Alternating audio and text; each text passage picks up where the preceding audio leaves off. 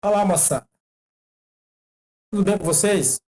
Vamos dar continuidade, né, aos estudos dos nossos regimes totalitários. A gente já estudou nas outras aulas regimes de ultradireita, que foi o fascismo italiano e o nazismo alemão. E agora nós vamos dar continuidade, né, nos regimes totalitários, analisando o stalinismo, regime que se desenvolveu na União Soviética entre 1924 e perdurou até a década de 50, quando o Stalin acabou por falecer. Nós analisamos, né, os regimes de ultradireita e marcamos algumas características que fizeram parte desses regimes, e muitas delas também constituíam uma característica do regime stalinista. Lembrando para vocês que nós vamos fazer as diferenciações daquilo que foi muito mais específico do regime stalinista e que não foi compartilhado pelos regimes de extrema-direita. Lembrando para vocês que por essa separação ideológica, extrema esquerda, extrema direita, né, algumas características não eram compartilhadas por ambos. Então, nesse caso, é fundamental que a gente diferencie aquilo que são características específicas do regime de Stalin na União Soviética. Né? E aí nós vamos ter, principalmente, né, ações que são marcadas a partir da chegada do governo, a partir da chegada do Stalin ao governo da União Soviética, país que antes era chamado de Rússia. Né?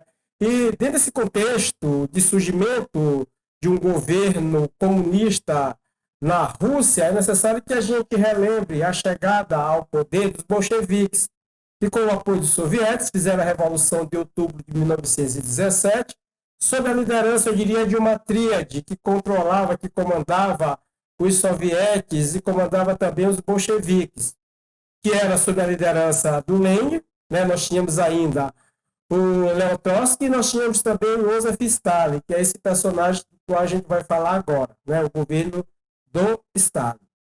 Então, os comunistas, a partir da Revolução de outubro de 1917, chegam ao poder. E quem vai ficar no controle de 1917 a 1924 é Lenin, que vai ser o protagonista dessa revolução lá na Rússia, que, a partir da chegada do Lenin ao poder, mais especificamente em 1922, passa a adotar um regime de partido único, o Partido Comunista, e passa a ser chamada de União Soviética, ou então, né, como diz a sigla, União das Repúblicas Socialistas Soviéticas. E o Lenin, que tinha uma proposta muito forte de implantar uma política comunista na União Soviética, em meio à crise que eles vão enfrentar já no começo do governo, a partir da Guerra Civil, que virá após o processo revolucionário de 1917, eu diria que a crise civil também seria um complemento dessa Revolução de 17, vai deixar a União Soviética em maus estados, uma população que vai passar fome, e aí o Lenin resolve, né, fazer uma política que tinha características capitalistas e tinha características socialistas, ou seja, ele vai fazer uma mesclagem. E a essa nova política que combina elementos socialistas com elementos capitalistas, que vai ser conhecido como a NEP, né, que será uma política adotada pelo Estado soviético. Né? Necessariamente, nem o capitalismo do ponto de vista como a gente conhece, o capitalismo mais clássico, nem necessariamente uma política do ponto de vista comunismo, que foi preconizado lá pelo Marx, pelo Engels, né, na ideia de uma revolução que levasse as sociedades a uma civilização comunista do ponto de vista, né, de um bem comum para todos. E necessariamente não é esse modelo de política que a União Soviética adota. Ela faz uma mesclagem de interesses capitalistas com interesses socialistas, que passa a ser chamado de comunismo soviético, né, o que muitos países depois vêm por incorporar esse modelo. E até hoje se tem na ideia, como uma política de Estado, ainda naqueles países que se dizem comunistas, é muito mais esse modelo aí, né, que foi adaptado pelo Lenin a partir de práticas capitalistas e de práticas socialistas. Então, o Lenin vai falecer em 1924 e quem assume o poder é o Joseph Stalin. Numa disputa entre o Joseph Stalin e o Trotsky, ficaram ali, né, após a morte de Lenin, para tentar, né, assumir o trono, que seria o sucessor de Lenin dentro da União Soviética. O trono, né, no sentido de dizer quem vai assumir o bastão do governo do Estado comunista soviético. E o Stalin e o Lenin eles tinham propostas muito diferenciadas do que seria a União Soviética após, né, o Lenin. Para o Trotsky seria uma espécie de revolução comunista que já teria começado pela União Soviética e deveria propagar-se pelo resto do mundo. Já o Stalin defendia muito mais uma consolidação de revolução na União Soviética. Aí sim, só depois, né, dessas prerrogativas de consolidação de poder na União Soviética, é que a revolução deveria expandir-se para outros espaços, né, para outros países, como era a pretensão do Trotsky. E aí, por essa divergência, houve um rompimento entre o Stalin e o Trotsky, e o Stalin acabou ficando no poder e assumindo, né, o governo da União Soviética. E a partir, né, da chegada dele ao poder, ele passa a fazer toda uma representação, toda uma simbologia do que seria esse governo dele. Inclusive, ele assume o papel de chefe da União Soviética, né, o Vojt, que seria na expressão russa, essa palavra relacionada a chefe, e ele passa a criar uma ideia nova de União Soviética. Inclusive, ele passa a inventar datas comemorativas relacionadas a ele, relacionado à União Soviética. Eu diria que ele forja todo o calendário mitológico em cima de uma nova história da União Soviética e em cima, né, da própria história dele, né, no caso o Stalin. E a partir daí ele adota um sistema de propaganda de massa muito forte para justamente impregnar, incutir na cabeça da população aquilo que seria o ideal do novo governo stalinista, né, a partir da chegada dele ao poder, com um sistema educacional muito voltado principalmente para as crianças. Aí nós temos uma imagem, né, a primeira imagem, onde tem o Stalin que está recebendo flores de crianças, como se o Stalin fosse o protetor dessas crianças, como se ele fosse a pessoa ou o chefe a ser adorado pelas crianças, e numa frase que está ali em russo, onde as crianças agradecem a ele, né, ao grande pai Stalin, pela bondade que ele tem com as crianças. Tudo isso fazia parte de uma política de sistematização, né, dos ideais stalinistas, a partir de um Estado totalitário, onde ele utiliza-se como uma estratégia de fazer a disseminação dessas ideias, a propaganda de massa. Essa propaganda de massa, além de ela ser voltada para o sistema educacional, a partir da educação, mas também vai utilizar do cinema, vai utilizar-se da música, vai utilizar-se da arte em geral, para fazer essa disseminação da propaganda de massa do Estado stalinista, que tem uma característica democrática, que tem uma característica totalitária, e que busca, a partir do Estado, segundo, né, os princípios propagados pelo Stalin, resolver a necessidade dos soviéticos. Do ponto de vista econômico, né, que será implantado na União Soviética, já falei para vocês da NEP, mas o Stalin vai criar um programa de desenvolvimento econômico próprio, que ele vai chamar de planos quinquenais. E esse plano quinquenais, ele começava pela coletivização dos campos.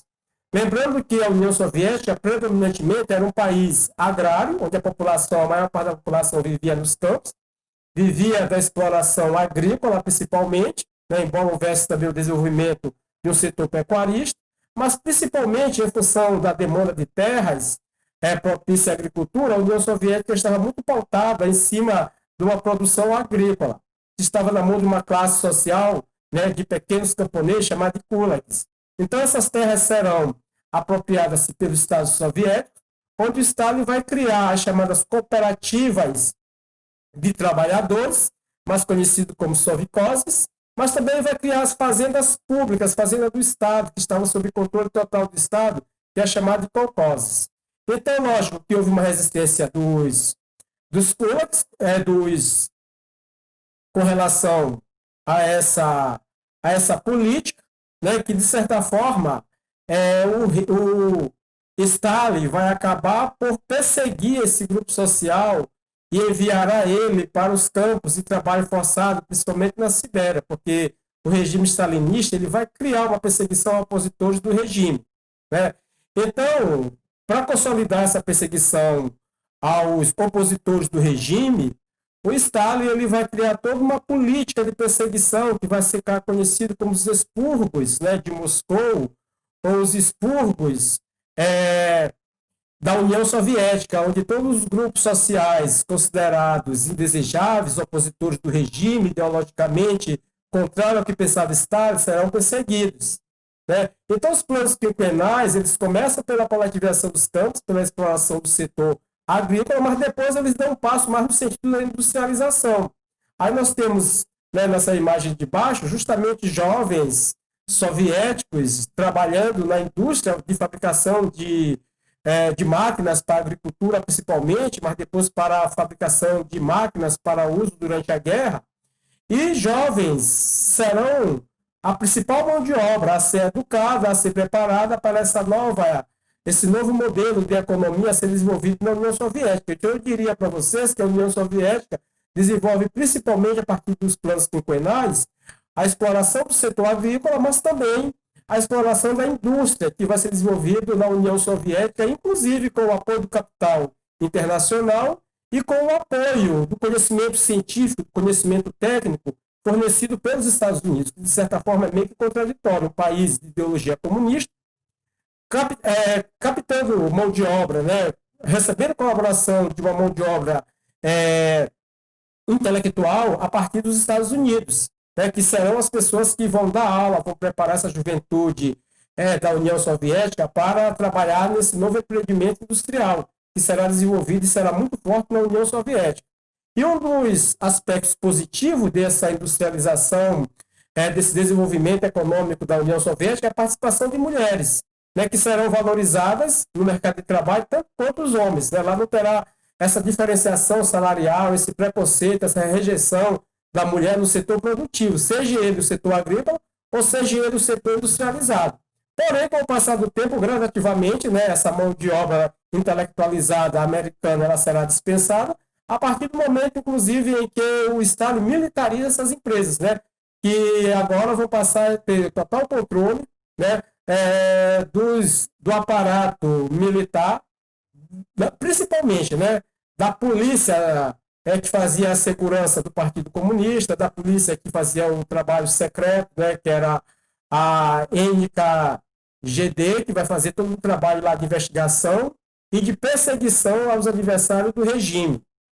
Então, moçada, nós temos aqui, a partir do texto, né, de um autor chamado Homer Mateus, onde ele vai caracterizar bem o que foi o grande expurgo de Estado, que foi essa perseguição aos opositores, onde, por meio de um sistema de tortura, de prisão, ele vai fazer com que, inclusive, pessoas que eram membros do partido confessassem que agora estariam do outro lado, que agora estariam jogando contra o regime, inclusive colaborando com sistemas democráticos do Ocidente. Né? Daí, ele vai fazer com que essas pessoas confessem, né, o seu crime, e muitos deles, às vezes, nem criminosos eram, nem espiões eram, mas em função de ter ali entrado num processo de contradição com o Stalin, né, de uma sistemática onde ele mesmo procurava eliminar antigos companheiros, ele vai utilizar-se dessa sistemática, né, dessa tática, né, de prisão, de tortura dos seus antigos companheiros para confessar uma vez crimes que não cometeram, ou atos que não praticavam. E aí ele mandava essas pessoas para os campos de concentração, que eram campos da Sibéria, onde eram submetidos a trabalhos forçados. Muitos deles morriam mesmo em prisões, nem chegavam a esses campos de concentrações. E muitos deles, às vezes, também, né, morriam em viagem ou não suportavam esses trabalhos pesados e eram mortos. Então, essa vai ser uma característica muito violenta, né, adotada pelo regime stalinista, onde a sistemática de eliminação dos opositores acontecerá principalmente a partir dessa política conhecida como expurgo de Moscou. Beleza, galera? Então, na próxima aula, a gente vai resolver atividades sobre esses regimes totalitários, onde eles têm características comuns, mas também têm muitas características específicas de acordo com a ideologia que esses regimes adotavam, fosse de direita, fosse de esquerda, mas do ponto de vista de regimes autoritários, violentos, e que, de certa forma, construíram o desenvolvimento econômico a partir do sacrifício de milhões de pessoas. Beleza? Até a próxima. Um abraço a todos vocês.